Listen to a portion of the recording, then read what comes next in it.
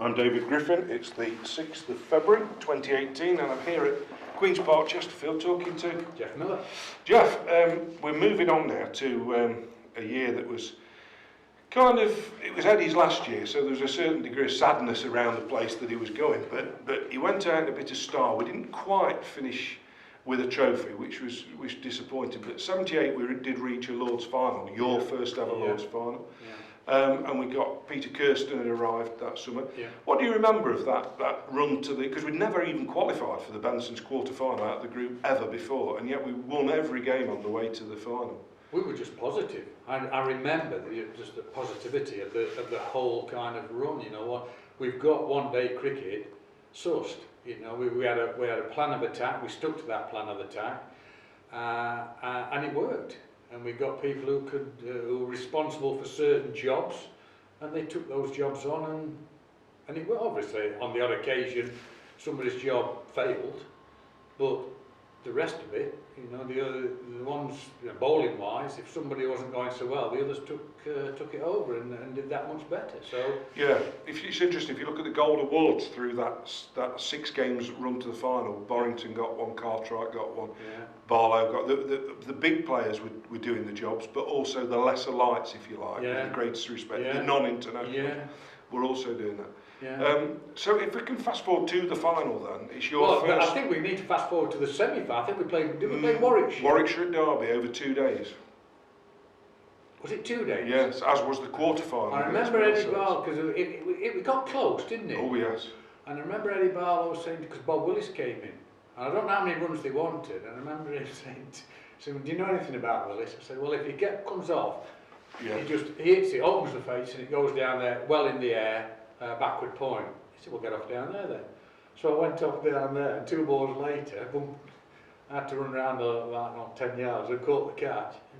Oh, well done. Was it the semi where you took a catch, sort of shortish cover or backward point or somewhere? A diving catch, I seem to recall in that. You're looking quizzical, so you probably can't remember. I remember from that game, and you couldn't do this today because batsmen would get after you, but when Warwickshire replied, in the second innings, Hendo opened, bowled 8 overs, 6 maidens, 2 for 2.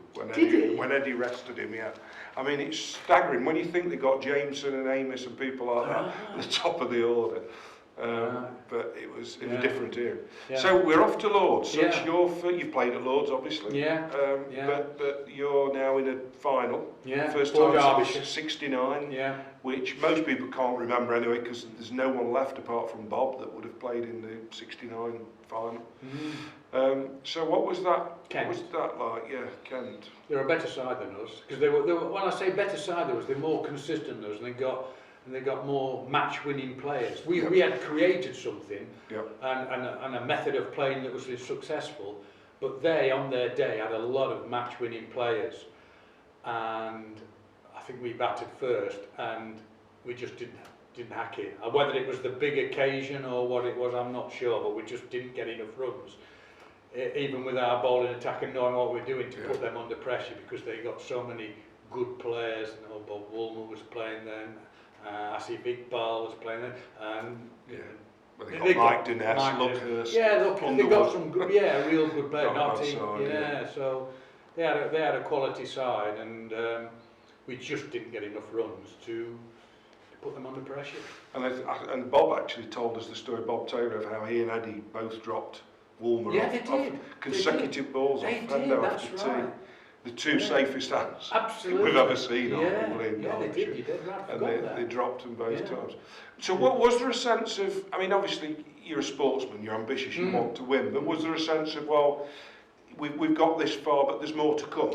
Absolutely that. I thought I was wondering where you're going to go with that question, whether, you know, there was a disappointment. Yes, there was a disappointment, but no, the fact was we've made it to this, now let's take this on even further. So although the point was, but it had to be Derbyshire that took it on without the Barlow helm. Yes. Now, before I won't fast forward to 81, but I know there are a lot of people who consider that 81 was partially Barlow's triumph because he'd instilled that kind of side. He brought those players in, he'd made players better. But of course, when he left at the end of '78, we had a new captain, we had a new players coming in. So what was, you by this point are absolutely established in Derbyshire side as you're a capped player, you're at the forefront of things. So what were your reaction to Barlow's departure, and how did you view David Steele's arrival? Well, we viewed David Steele as a quality player. We weren't sure on the management or the captaincy angle. We had to wait and see on that one. But I think the situation was that if he had to move from Northampton to Derbyshire, he had to come in some senior capacity, so the captaincy was taken on. So that improved the side, and also we'd already got good players and a method of playing in both kinds of the game, all formats of the game. The one days and the championship. So we could carry that on. So what we needed to do is make sure if we were going to bring players in, it was going to improve the situation. It wasn't just a matter of just feeding people in, let's start from here. We had to actually keep that full momentum going. So Steely coming in from, gave us that batting security, and then obviously Woody became available as well through whatever was happening at Lancashire. So we made that, took that opportunity as well. So all of a sudden we had a real good quality playing side, but a very strong, momentumed senior player side as well. So everything was going in the right direction, and it happened for the final. And then the sad thing was, after that, it kind of, I don't know whether it was through finance or whatever. But before that, of course, the momentum, your personal momentum and your personal stock was probably as high as it was going to get as a player prior to '81, because of course you had that remarkably successful Ashes winning tour in '78-'79 when you were a secure member of the side, topped the averages. Not before I went though, Dave. No. Before I went, there was a question mark. There were definite ticks, as you get with touring sides, and then question mark rest. And I think I was part of the question mark rest. Anyway, luckily got the nod. Went, did well there. Felt I was very much part of the side. Came back to India to play against India. And bowled very little in this country. What was it like that with the Ashes tour? Because you got Hendo and Bob Taylor with you as well, so good Derbyshire contingent. Oh, great atmosphere. Oh, great atmosphere. And we won 5-1, but it wasn't a 5-1 victory. It was much closer than that. It was much closer, and just at the vital time we got those kind of players, because obviously. It was during the Packer situation, so they'd lost a lot of their top players. Good opening bowler though, didn't they? Was it Hogg? Rodney Hogg? Rodney Hogg started, he did. But we lost some quality players as well, hence I was playing. Right, so we just had a solid core that just saw us through, but they were much closer than a 5-1 result, but at the vital times, we just... I remember it as when you saw the highlights on the TV, you listen on the radio, you get highlights on night on the TV, but you start to see a vibrancy, because there was you, there was Randall, Gower, there were young players, because I don't know whether it was just growing up, they all just seemed to be like Brian Close, or, black and white, if you like, the old days. And it was marvellous to see this vibrant team with Gower and Randall on either side of it, Gooch, of course, and big Bob Willis was running in still, and it was amazing, really. So bring you back then to Derbyshire, because of course the next big step for you was the captaincy. So how did the situation arise where you became the captain of the county of your birth? Well, Steely was going to stand down, and I don't know whether it was forced for him to stand down or whether he'd made a decision to stand down from his personal performances. That I don't know, and I was just approached and asked. I suppose they looked what was available and what would be the right decision for the future of the club, and they saw that as the way forward for me to become captain. I was learning the management of captaincy. Because I was part of a young lad. Was that something like your test debut that again you took it in your stride? You thought this is... No, I didn't. No, you didn't feel as if it was part of you. I found that very hard. Right. I found the cricket aspect of it I was okay with, but when you're managing people's livelihoods and careers, because that's what a captain was in those days. There was no such thing as a coach or a manager or whatever. You were the person who people came to if they got some kind of private problem or whatever. Yeah. How can we sort this out? So you're not only trying to work out how to win matches on the field, the welfare officers, the welfare of the animals off the field as well. Yeah. You know, you had to actually organise that, and I was finding that tough because I was a comparatively young lad. And then, because I'm sure there's lots been in exactly the same position, those decisions and those conversations and those problems off the field started to affect your performance on the field, not as a captain, but as a performer. So as soon as that starts going down, the team will start asking questions then. Well, is it the right appointment? Is it, you know? And I was finding it more and more difficult. I think if I'd have got the position maybe 3, 4, 5 years later, I'd have been more mature and know how to handle it, but I was finding it difficult to handle. Yeah. But that team, nonetheless, was a team that was still progressing. You said earlier you were adding good players. There were young people like Barnett, Newman who were coming through. Yeah. But you'd still got that strong nucleus of Test cricketers. Can I ask you about the overseas players? Because obviously you touched on in earlier interviews, we'd had Venkat, Lawrence Rowe played for a season at that time. Chris Wilkins was prior to your... But Barlow brought in two guys who synonymous with Derbyshire cricket. I remember Gerald Mortimer writing when they scored 15 centuries between them in '82. He says, often you looked out the press box and the only two people who ever seemed to be batting for Derbyshire that year were John Wright and Peter Kirsten. Very different players, but what was your take on the two of them?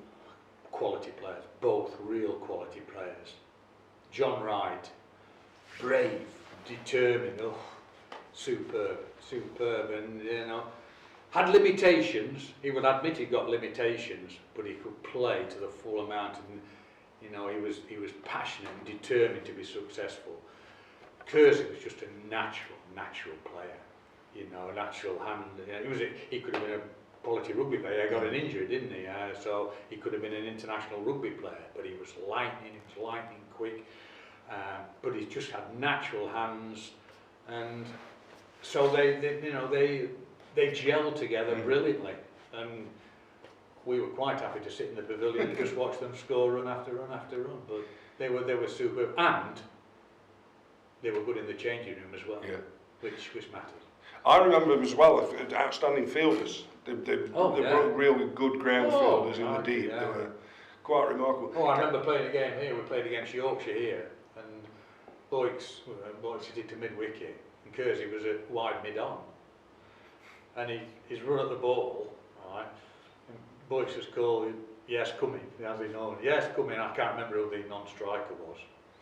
Anyway, Kersey's picked the ball up, right? And instead of throwing it to the lad who was running towards the strike, he's turned and he's just whooshed this way to the non-strikers there. Well, Boyks wasn't expecting that. And it's not the leg stump out the ground. And Arthur Jackson turned the other way. He was the umpire. He turned the other way. He turned his back on it because he wasn't expecting it going this end. So he didn't give him a...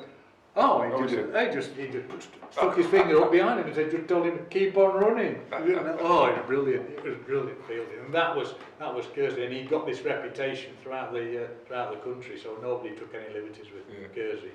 There's a game that lives long in the memory of people who are here. I was very fortunate to be sitting in this pavilion watching the game in 1980 against the West Indies, the fearsome West Indies.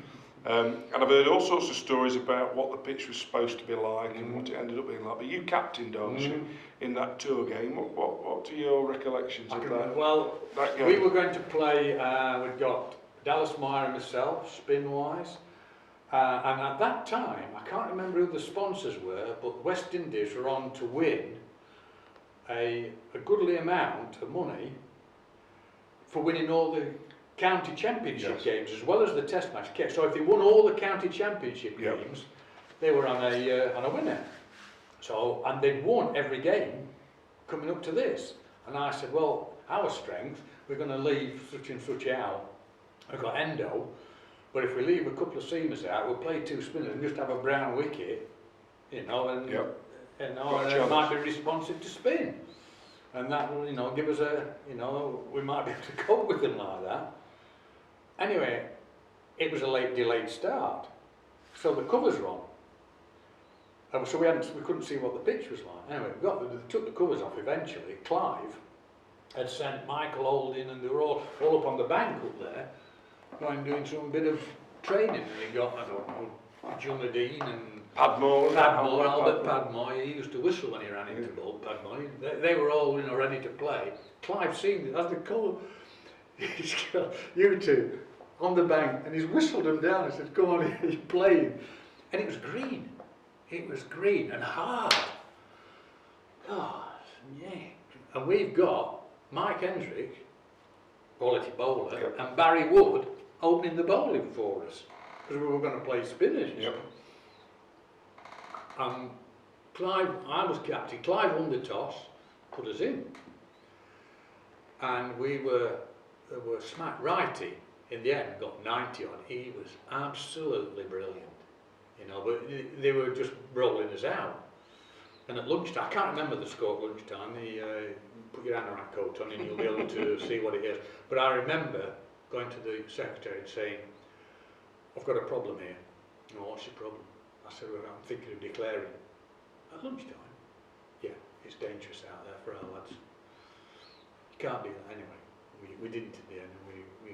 We got hammered. I think Endo got out. You did, yeah. Last 3 wickets, last 3 balls in the innings. Yeah, but anyway, but I remember that, and they won the game. I don't think they actually won every county game, so I don't think they got the reward. But that was a frightening situation because, you know, Robertson was Garner. I think Garner was playing. I think they called him back as well too, because he was going to be running up and down the bank. Fearsome, really. And of course, helmets were only in their infancy, weren't they? Oh yeah. They were kind of a bit Heath Robinson-ish, really. They weren't like the modern kit today. Yeah. That innings of Wright's as good as you've seen? As brave and as good as, he got hit left, right and centre, but he just battled it out. And if you say, when somebody was disappointed for somebody else, they didn't get 100, that was the occasion. If he'd have scored 100 there, I would have classed that as one of the best innings I've ever seen. Yeah. For not so much for technical ability, but for the actual bravery and what it stood for. Yeah. Well, it's an appropriate point to stop, because the next situation, the next interview, we're going to look at the crowning glory, arguably, of your playing career. I assume it is. The NatWest triumph in 81. Thanks again, Geoff. Yeah, okay.